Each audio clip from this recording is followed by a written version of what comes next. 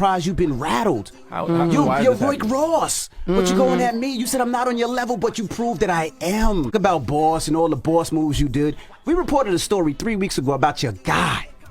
Your guy. Gunplay is my brother. He has the Mac in the back of the 7 Series, and that's my brother. We reported a story that Gunplay, shout out to Gunplay, friend of the room. We reported a story that he had to, put a GoFundMe up because he was having some problems. If that's your brother, you take care of your brother. I don't even like Charlamagne. I would never allow. I don't Charlamagne like him either, too, son. I would never First allow of him all, to you do a love me. GoFundMe. You love me, and you better stop. You love me. I would never and allow you're going you. too far. Never. I love you, MD. Never congratulate him on a serious note. His daughter just had a baby, so he's now a grandfather. So drop a bomb for Grandpa Rose.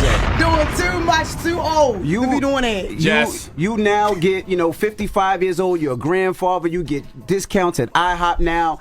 And now, we said on Friday that free before 12 with high cholesterol, free before 12 with diabetes, free before 12 with gout. Now all in for... What up, bro? What's up, man? Why you talking crazy, man? Talk crazy about who? About me, my brother. What I had to do with anything, man? And my wife posting a GoFundMe, man. My baby was sick, man. She had a heart defect, my brother. Why has nothing to do with cars? Envy, for real. I'll slap the shit, right? For that. You know that, right? We ain't doing all that. No. I want to be clear. I want to be clear here. I would slap the shit out of you about that, right? And then we can fight, but that's not the reason I'm saying that. So I'll be wrong if I'll be wrong to handle my business then, right? But what's your business? I'm having a conversation with you. If you feel like I disrespected you, I'm talking to you like a man. I'm like, nah, I would never. And if you feel I did, I apologize. That wasn't my intention. My wife is affected by that, my brother. That's that I apologize. Thank you, my brother. If you clear it up, I will, because I have no problem. So I'm assuming that the call was supposed to be private, but nobody knew that Gunplay was recording. That is a fact. Yeah, because Charlamagne called me last week Monday, and he had Gunplay on the line. It was like, yo, Gunplay want to talk to you. And at first I was like, nah, I'm not talking to anybody. Then I was like, you know what? Gunplay's a friend to the room. He's somebody that we know, and if he has a problem with something, let me take the call, because that's what men do. Absolutely. And he was saying that I talked about his wife and his daughter. Which, play the call again, where you can hear me. At any point, did you hear me mention his wife or his child? No, and I was here. Charlamagne, did you hear me mention his wife or child? No, but to be fair, let me finish. Okay, let me finish. So I didn't mention his wife or child. The conversation was very, very cordial. We were talking about families. We were talking about how we first started. The GoFundMe was in reference to an issue that his daughter was going. But I didn't mention. I just mentioned that he had a GoFundMe. That's all I mentioned. And number two, I think Gunplay was expecting a public apology, but you weren't here where this happened, right? Under Florida statute 93403, secretly audio recording of another individual is a third-degree felony offense, punishable up to 5 years in prison and a fine. That is a fine. So now, district attorneys from Florida have been calling me like crazy because you're not allowed to tape somebody's phone call and put it out. Yeah. Like that's crazy. You gotta be smarter. I agree. People gotta be smarter. And I think it's so whack to record somebody's phone call, especially when you have a conversation like a man. And I think men need to do men things. And I think recording somebody's conversation and not telling them to put it out, that's not a man thing. I agree with that. But at this moment, the man thing to do is to just give a public apology to Gunplay's wife. If she felt offended. Didn't I just say it? I said if she felt a way, I apologize. I said that. Like, I'm not going to over apologize. Oh, yo, it's Big Ant, the spokesman, man. We back. Another edition of Urban Politicians TV, UPTV. Make sure you stay on your pivot at all times, man. Had to come tap in on DJ Envy. And like I said before, man, dog is caught up in one of them blenders people go through in life, and we have to experience sometime where it's going faster and faster and faster and spinning and spinning and spinning, and you can't find a way to hit the stop button and make it go away. And at times, we as humans can be stubborn and in our own way and make moves that can make our situation worse. And I'm adding links in the description where you can watch the clips in full from the Breakfast Club. And I put those there to kind of paint a little bit of the backstory why we got where we are today with this situation. First started off as a car show between him and Ross, where they was joking, having kind of like a little friendly competition, got escalated to the level of highest disrespect on another level. And me, I don't know what's promo, I don't know what's understood, and ain't got to be explained, or is this really serious at this point? Because they got super disrespectful. Where Envy took it outside of just him and Rick Ross and his family when he brought up Gunplay's GoFundMe as a joke and a shot at Ross. Says, oh, you not a boss nigga, why your man got a GoFundMe?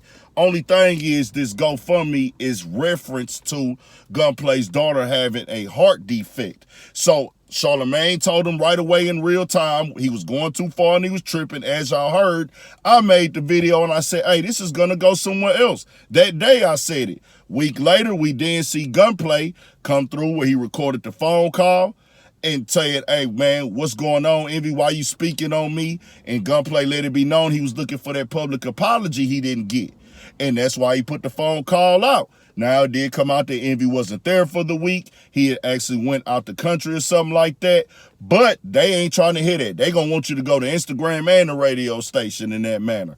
But once the phone call came out, Envy actually went to the radio and then said that the police had reached out to him about it and read the penal code and the law. And I was like, bro, I don't believe that. But I don't look up laws and everything like that. But I was like, why would they be reaching out to you over this? Is it really that deep and everything?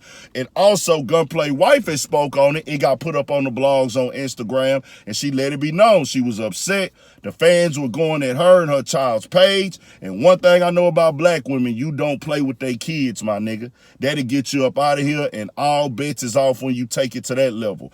I don't agree with recording phone calls or anything like that. But I don't tell people how to move when they feel like somebody done disrespected their kids and what they done been through in life with their kids. It is what it is. Well, then Gunplay actually posted the cease and desist letter yesterday and said, hey, man, my lady is in this field. My wife is in this field of operation. This is what I married. And then I said, all right, well, Envy, you're going to have to come back and explain. I'll wait and see if he want to clear this up, because I saw yesterday, too, where she had posted up a passage saying that, hey, Envy was lying. And it said this.